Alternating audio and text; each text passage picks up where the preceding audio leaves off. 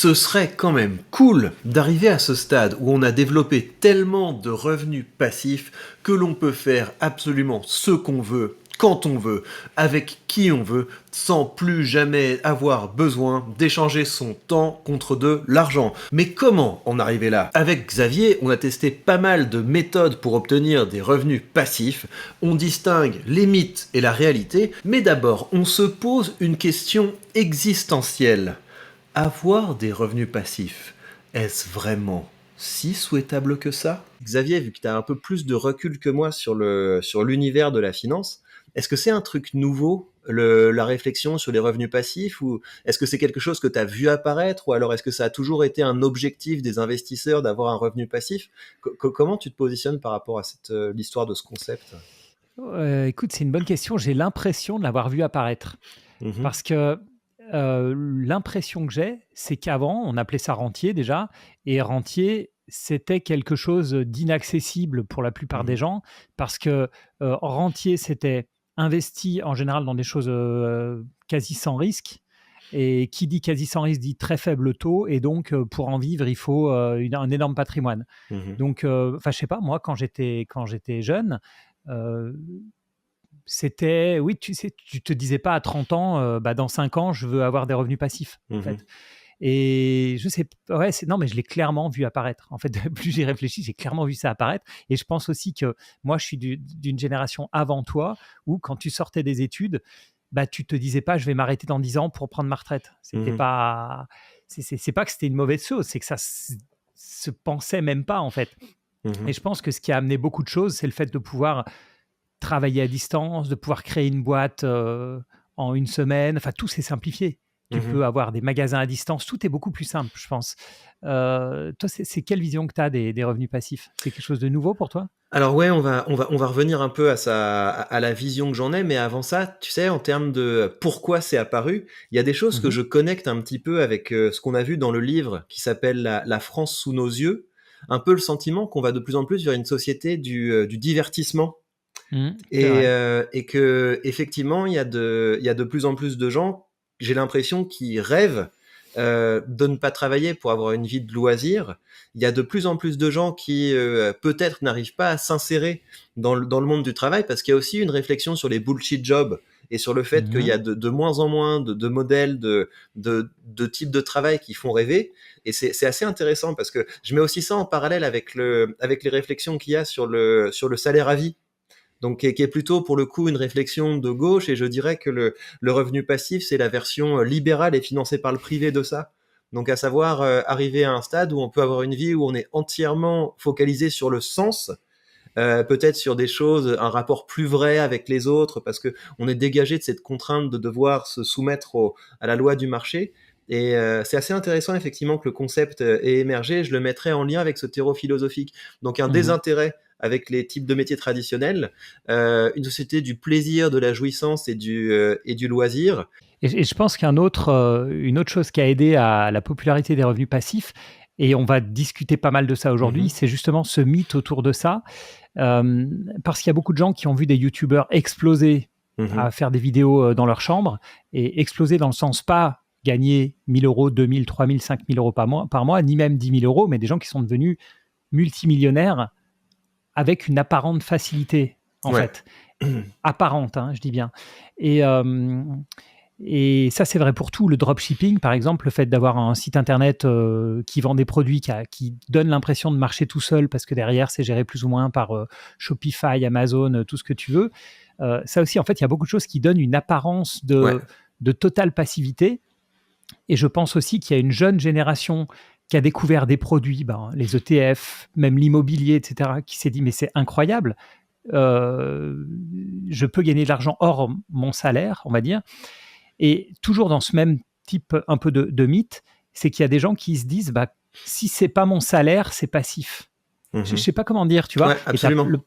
le côté freelance, par exemple, qui a explosé, parce qu'avant, tu étais salarié ou ton propre patron, mais il n'y avait pas cet intermédiaire qui était un peu, voilà, je fais du freelancing, etc. Et il y en a plein qui se disent, mais finalement, moi, je bosse 2 heures chez moi le samedi sur mon ordinateur, c'est pas vraiment bosser. Mhm.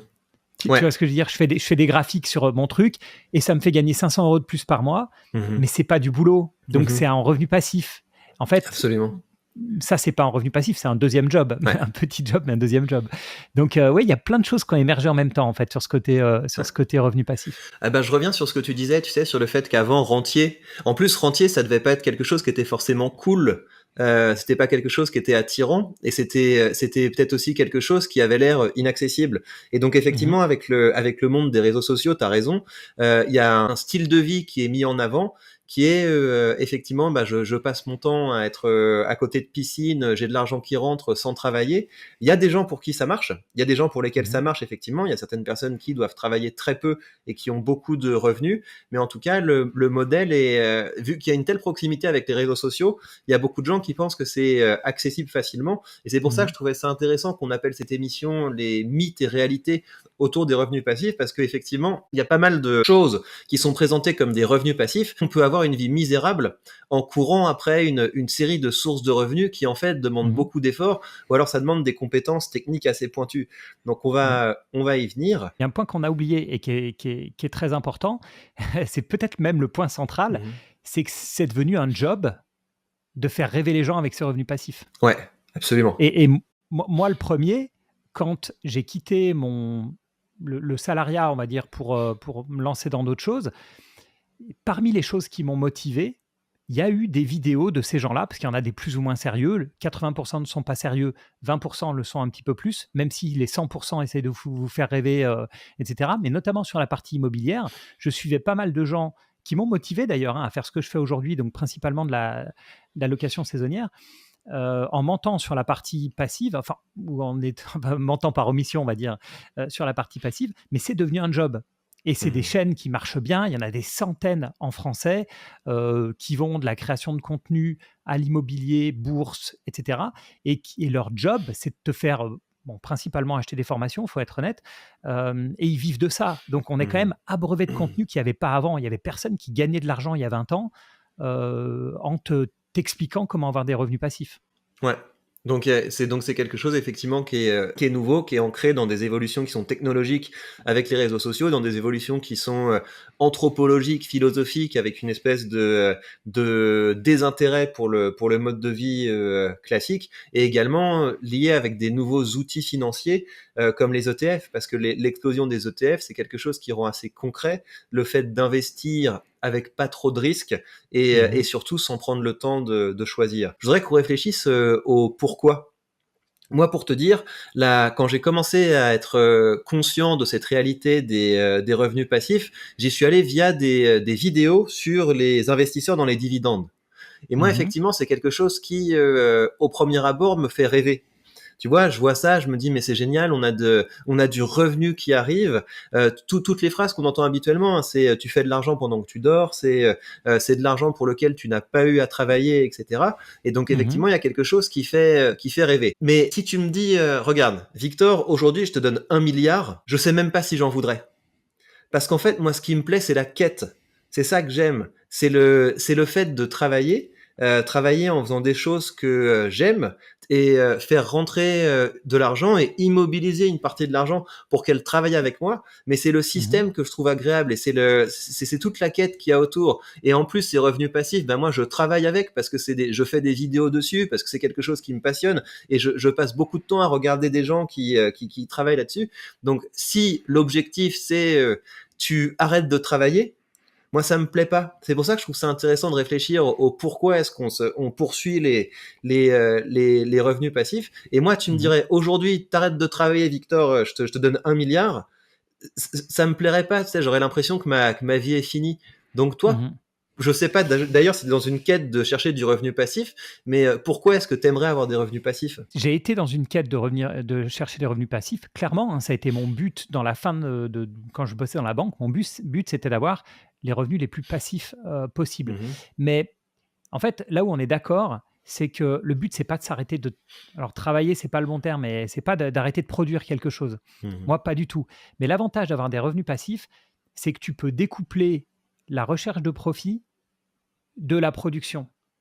Et par exemple, en termes de production de contenu, pour parler que de ça, si tu en as besoin pour vivre, D'accord? Ça veut dire que tu as besoin d'audience, tu as besoin de monde, tu vas regarder le nombre de vues parce qu'il faut que tu cherches des annonceurs, que tu aies plus de pubs, etc.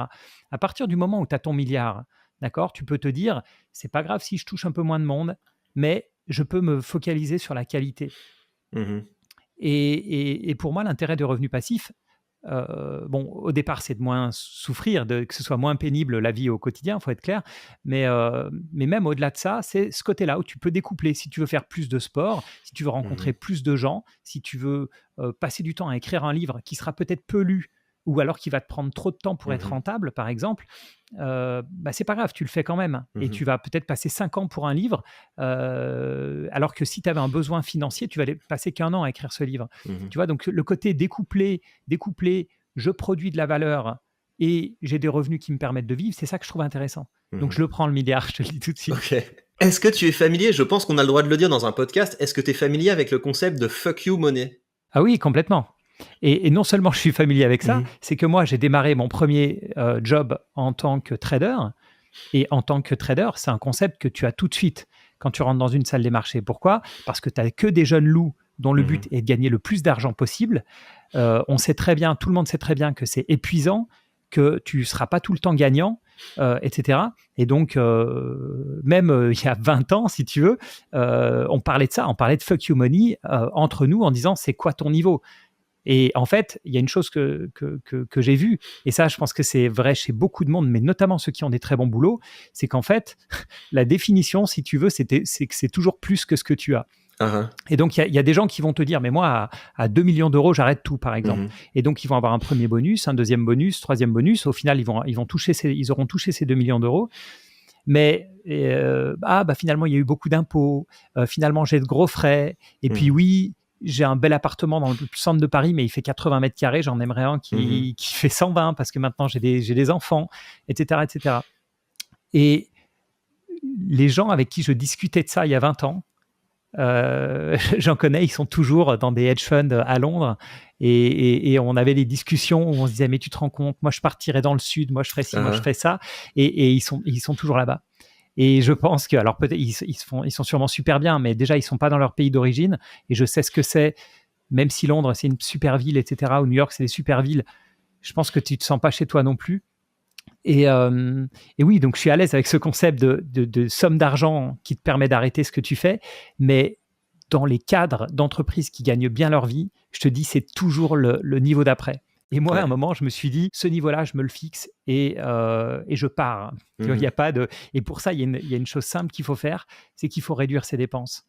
Il faut les garder à un niveau faible. Tant que tu fais monter ton niveau de dépenses avec ton niveau de patrimoine, en fait, ce niveau, il est tout le temps repoussé. Parce que toi c'est un concept que tu as découvert quand? C'est un concept que j'ai découvert récemment et ne me jugez pas quand je vais vous dire ça. Je suis énormément d'influenceurs, aussi bien d'extrême gauche, d'extrême droite, etc. Et j'ai vu passer un post d'un influenceur qui s'appelle Stéphane Edouard, qui est un influenceur tendance droite, masculiniste, ce genre de choses. Et donc il disait, je ne vous donnerai pas ce point de vue sur tel sujet parce que je n'ai pas encore assez de fuck you money pour vous le dire. Et donc c'est là que j'ai commencé à chercher autour du concept. Et dans ce que tu disais au début de notre échange, à savoir si j'avais assez d'argent, peut-être que dans la création de contenu, je me focaliserais plus sur des sujets de niche parce qu'ils m'intéressent sans trop réfléchir à ce qui intéresse le public. Peut-être que j'écrirais un livre sur un sujet sans me demander est-ce que ça va marcher, etc. Et en fait, moi, je me dis que non. Vraiment, je crois que je tire un plaisir de la performance. Et donc, si tu me disais, en fait, fais ce que tu veux, voilà, t'as plus besoin de courir après quoi que ce soit, je courrais quand même après ce qui marche parce que y a rien qui me donne plus de plaisir, en fait, dans la vie. Il n'y a rien qui me donne plus de plaisir dans la vie que, à un moment, être capable de trouver la bonne combinaison de profondeur, d'efficacité pour faire quelque chose. Bim, ça rencontre l'intérêt du public et ça marche. Donc, je ne suis pas du tout, j'ai pas l'impression d'être en quête de fuck you money parce que je crois pas que je changerais fondamentalement la manière dont je vis et la manière dont je travaille si on me donnait beaucoup plus d'argent que j'en ai maintenant. Et c'est pour ça que je suis très sensible à ce que tu as dit sur le fait que dans le monde de la finance, il y a des gens qui sont toujours finalement en quête du niveau du dessus. Et Mhm. tu sais, t'as cette phrase dans Fight Club, c'est les choses que l'on possède finissent par nous posséder. Et Mhm. c'est exactement ça. C'est des gens qui auraient le moyen de faire autre chose. Et ils sont tellement addicts à une espèce de rapport peut-être malsain à la performance que bah, là, ils sont encore dans leur tour à Londres, alors que toi, tu es dans un cap de vie qui est très intéressant parce que tu as eu cette capacité à prendre du recul et à te détacher. Donc moi, j'ai l'impression que j'ai quand même un rapport sain avec la performance parce que j'ai quand même créé le cap de vie dans lequel j'ai envie de vivre. J'ai des journées où en gros je suis calé sur le rythme de mes enfants, ça veut dire que je commence à travailler à 9 heures et puis je finis de travailler vers 4h30 pour m'occuper des enfants. Je vis dans un cadre que je trouve génial, où je suis à la campagne, pas très loin de la mer, etc. Donc, mais je changerais pas ça en fait si on me donnait plus d'argent. Je pense que j'ai réussi à créer un truc qui fait que j'ai pas envie d'autre chose. Comme d'habitude, je vous rappelle qu'il s'agit d'un petit extrait d'une conversation qui a duré plus d'1 heure et demie. Vous avez sous cette vidéo le lien pour découvrir le podcast dans son intégralité. Et vous le savez également, la méthode que je privilégie pour me construire des revenus passifs, c'est l'investissement dans les actions et dans les ETF à dividendes.